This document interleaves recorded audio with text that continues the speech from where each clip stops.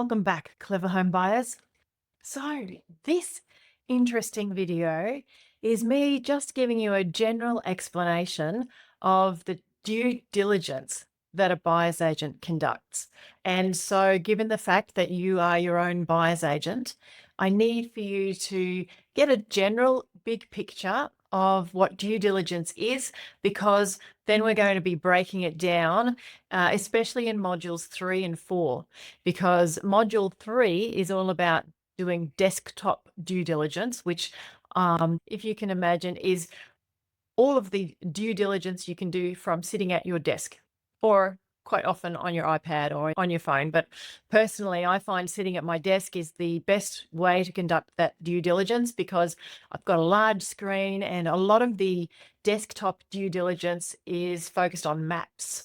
And so you'll see when we get into module 3 that the work that you do from your desktop, you want to be comfortable. You'll be sitting there for a bit.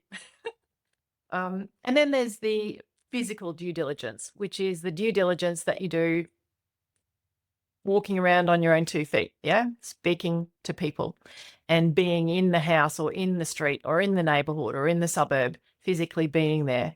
So we've got desktop due diligence and physical due diligence. What is due diligence? About time I answered that.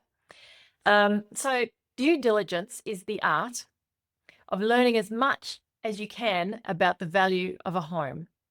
Different professions have their different due diligence that they do. Conveyancers have their due diligence, but when it comes to you being your own buyer's agent, your due diligence is to find out as much as you can about everything to do with that home, the suburb, the neighborhood, the street, the property, and then also the sewer pipes. Are there any mobile phone towers nearby? What are the local schools like? So there's a lot that you can do on your computer, and there's a lot you can do walking and driving.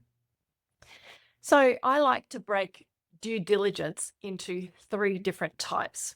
And each type, there's a certain amount that you can do on your desktop, and there's a certain amount that you need to do physically walking around or driving around. And so the first type of due diligence I believe you should do is your market research. And that's kind of why I've got that one, being the bigger piece in my graphic that I've got there. Be proud of me, I made that. Oh, why did I say that? I have no idea why I just said that. Market research. I'm proud of me. It took me a while. Anyway, market research. So market research, if you've had nothing to do with understanding market research, I have deliberately broken this down to be as simple as possible for people to understand, so that they don't feel like they need to avoid it or underplay the importance of it. Market research is mainly about supply and demand. What's happening right now in the housing market? Are houses selling quickly? Are they taking a long time to sell? It depends where you live. And so obviously at the moment, Melbourne has a different market from Brisbane, and Tasmania has a different market from Darwin. It's funny because in Brisbane, different suburbs will have different markets. In the state of Queensland, the market in Caboolture is a lot different from the market in Mount Isa. And so that's what I mean by market research. Are the prices increasing or decreasing, and why? Is it relatively easy to find a home, or is it a highly competitive market? It's crucial to gauge the number of homes listed for sale and properties anticipated to enter the market soon. So if you've been looking at realestate.com or Domain for a while and you've noticed, wow, there's a lot less homes for sale at the moment, or gee, there's a lot of units that suddenly came on the market, that's what I'm talking about. So you can see what's happened in the past, but the best thing to do is try to foresee what's happening in the future.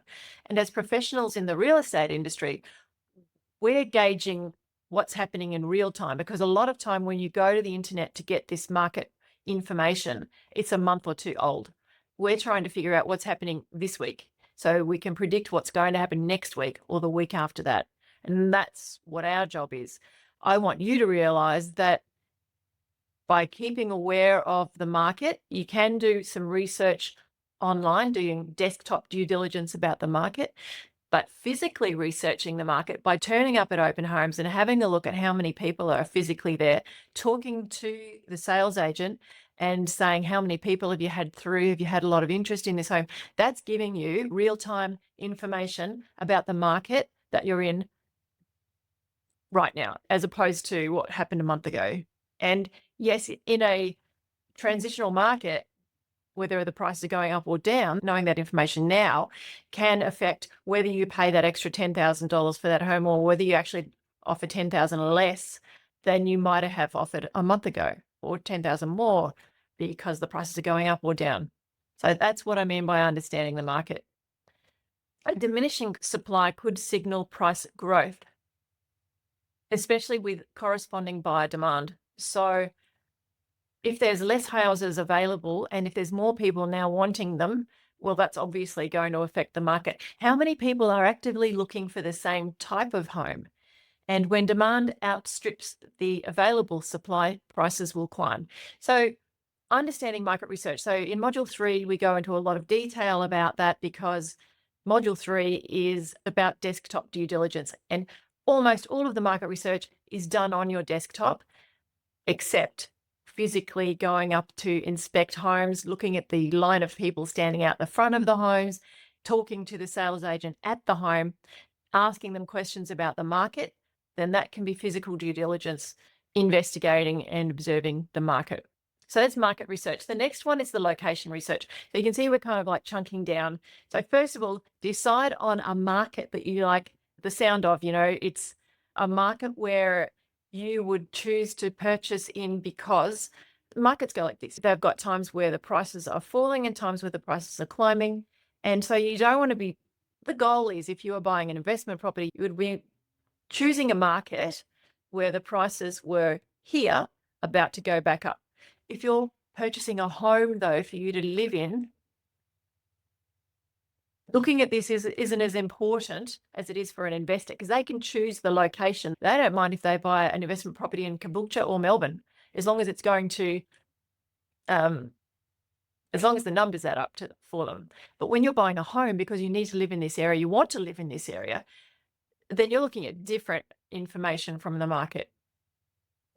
The next thing after market research is location research. Obviously, if you'd like to know more about that, you can raise it at one of our get-togethers on the internet. Location research. With the location research, there's a lot you can do from your desktop, a heck of a lot. And basically, Module 3 covers so much of that information. Yes, the location research, there's a lot that you can do physically as well. Driving around neighborhoods, sussing out those quiet nooks in a neighborhood. When you see a home advertised on realestate.com and the sales agent will describe this as a highly sought after pocket, driving around those areas, getting a feel for the community, going to the local shops, going to the local markets, and just getting an idea of the vibe in that area and seeing if that relates to you. If you're a family with children, you're going to be wanting to see how many children live in this area of the suburb, as opposed to, well, that one looks like it would have a lot of single people in that area. And so just driving around, talking to sales agents, that's a great way to understand suburbs. That's free information they'll give you because they're nice people. They're not going to give you information so freely about the home that they're trying to sell. But if they've got time and they're standing at an open home, you're the only person there, they'll tell you what they think about the nice areas in the neighborhood and that sort of thing. Location research, desktop due diligence. So in Module 3, we look at where are the safest locations? What areas have the best public transport? How do the local schools rank? And you will learn all of this in Module 3 of this course. Do I want to live right next to a telephone tower? How many apartment buildings are in the area? So you can search online for where the phone towers are. You can search online for the flood levels and look at that before you even show an interest in a home. You wouldn't even bother going to see it if you going to open homes on Saturdays. That takes up a lot of time and energy, especially if you've got children in tow or if you've got tight work schedules. And so doing your desktop research to rule out properties before you even put them on your inspection list, why not? So that's what Module 3 is all about. How many apartment buildings are in the area? What's the composition of local families? You can do that research online, and then that helps you pinpoint the location. So this is your location research. Suburb reports explain a lot of information in one PDF document, and you can create your suburb report from all the links in the document in Module 3, or you can pay for a report from a provider. So that takes about 5 minutes to arrive in your inbox. In Module 3, you'll learn all about the desktop due diligence and how to research that information about a suburb, about a street, about a property on your computer. The document that you get with Module 3, I believe personally, is the most comprehensive document you will get with information about conducting desktop research in Australia, full stop. And it's specific for Queensland. It's probably very specific for Brisbane, but as long as you know how to use your own local council's website, it'll be fine. You'll be absolutely fine. I'm just using the Brisbane City Council website for my training materials because most of my students are in Brisbane. However, I have students throughout Queensland. Physical due diligence. Drive, that's what I was saying before. Drive around, have a meal in the area that you're interested in purchasing in, shop in different neighbourhoods, and ensure that you see them at different times of the day.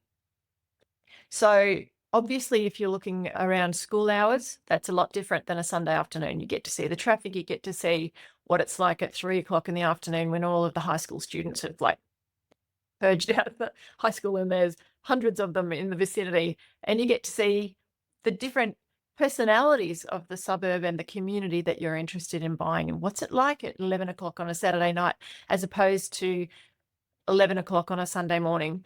And so if you're serious about researching a neighbourhood, then I encourage you to do that. That's what buyer's agents do.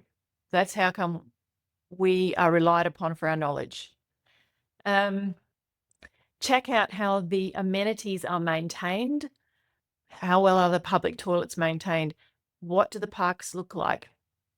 And what streets are the best and worst streets in the area? I mean, this can be fun. You can make this fun. You can set out on a Saturday afternoon after you've done your open home inspections and just make this as the next part of the day. Let's explore this neighbourhood today. Next week, let's explore this neighbourhood. Let's go and have a coffee in this coffee shop. Have a look at the people sitting in the coffee shop. You can pick up the vibe. Engage with the locals to get a feel for the community. All right, so we've got market research, location research. When you've decided on the locations that you love, let's go and have a look at the property research. Obviously, there's a lot of online due diligence that you can do about a property before you even decide if you want to go and inspect it. Module 3 covers it all. There's a lot. You can explore nearly everything about a home online, including historical photos, easements, power and sewage connections, flood mapping, and whether any planned developments nearby might obstruct your views. Decide what due diligence you need to do before you inspect the home. And obviously the physical due diligence, use our checklist as you inspect the home. You could also introduce yourself to the potential neighbours and drive past the home at different times of the day. We've got a comprehensive checklist in Module 4 for the physical due diligence, very comprehensive checklist in Module 3 for the desktop due diligence. And so due diligence is the art of making sure that you've learned as much as possible, you've educated yourself, you have as much knowledge as possible of a market, a location, and a property before you make a decision about what the value is of that property to you. Thank you for listening, and I believe that I've broken it down into those sections. That is the easiest way for me to try and make it make sense for you. If you do have any more questions, I'd be delighted to answer them at one of our meetups. Cheers.